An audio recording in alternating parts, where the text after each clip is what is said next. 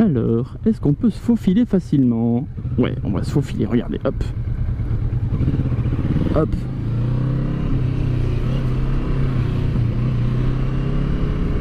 Un vrai scooter. Tac, je le suis. Ah ben non, lui il peut pas passer. Eh ben moi oui.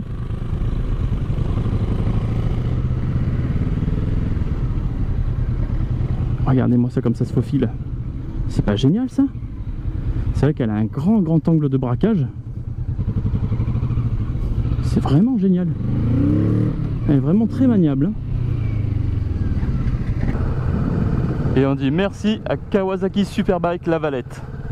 Salut à toi motard, je te présente la Kawasaki Vulcan S. Son moteur est un bicylindre en ligne de 649 cm3, il développe 61,2 chevaux et il fait 6,1 m/kg à 6600 tours minute.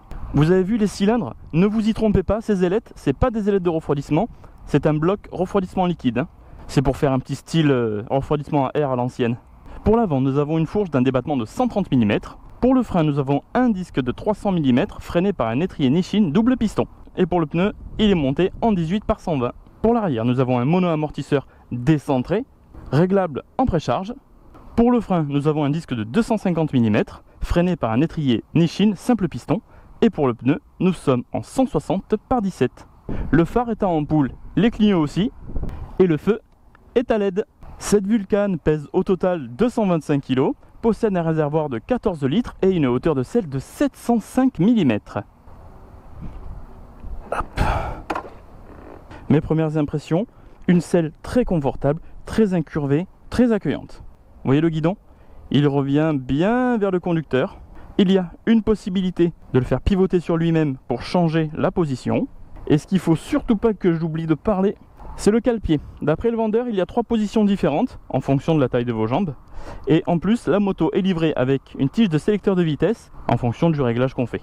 Pour le tableau de bord, pour commencer, on a un Eman sur le réservoir. Ensuite, pour les commandes, nous avons un levier de frein et un levier d'embrayage réglable avec les molettes en fonction de la taille de vos mains. L'embrayage se fait par câble. Pour les commandes, le basique, coupe-circuit démarreur à droite, warning, plein phare, code, clignotant et klaxon à gauche. Le compteur, contour en haut avec voyant important et petit cadran digital en bas. Pour sa fonctionnalité, nous avons l'heure, le rapport de boîte engagé, la jauge d'essence, vitesse instantanée, la consommation instantanée, la consommation moyenne, range au kilomètre. Alors ça, j'ai une petite colle, je ne sais pas ce que c'est le range au kilomètre. Je regarderai, je le mettrai dans la description. Kilométrage total, trip A et trip B. Il est maintenant l'heure de l'essayer.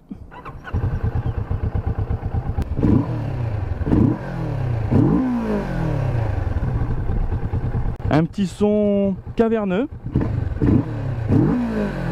un petit ronronnement sympa.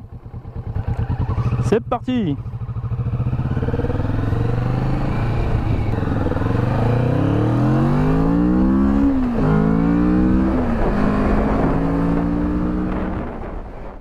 C'est premier tour de roue. Déjà une position avec les bras et les pieds très en avant. Il faut vraiment aller chercher les cale-pieds devant. Sinon la position est très confortable. La selle, un vrai canapé, bien arrondi. Pour le moteur, à 3000 tours et en dessous, il y a pas mal de vibrations dans les pieds. Petite accélération pour voir.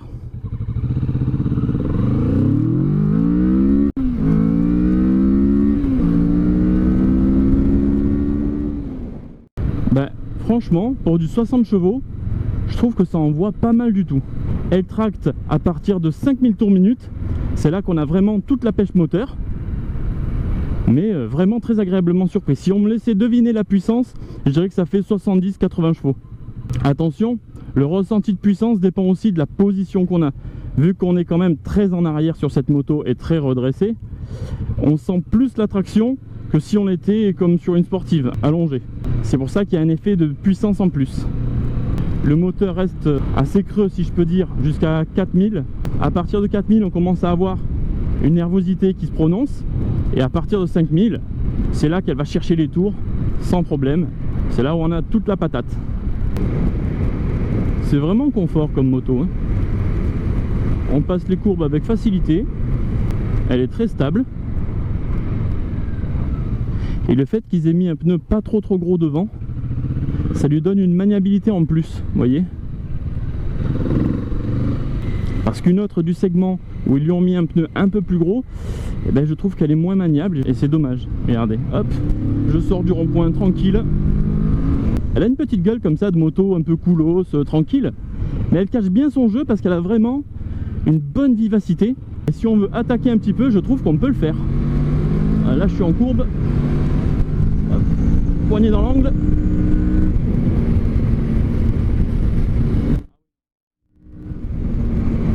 Si vraiment quelqu'un va commencer à tartiner un petit peu, le cale-pied va être facilement accessible, il va facilement toucher par terre.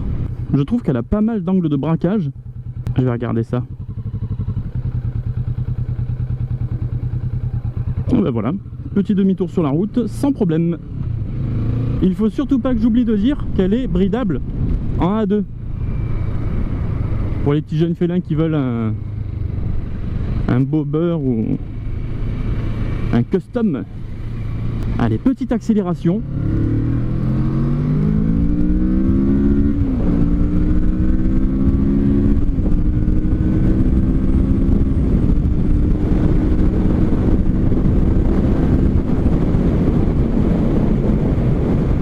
Je suis en 6 à 4500 tours minute, à 93, on va voir comment elle repart.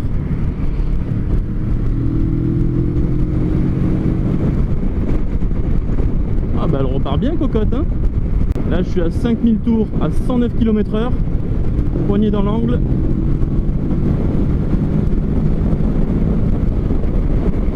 Ah bah ça va hein. Ça va.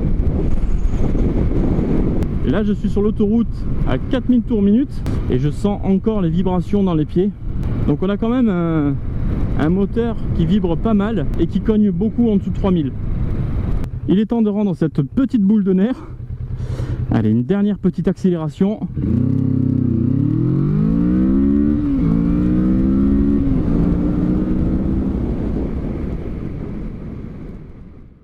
Si tu as aimé ce test, n'hésite pas à liker, à mettre un commentaire ou à t'abonner, ça fait toujours plaisir.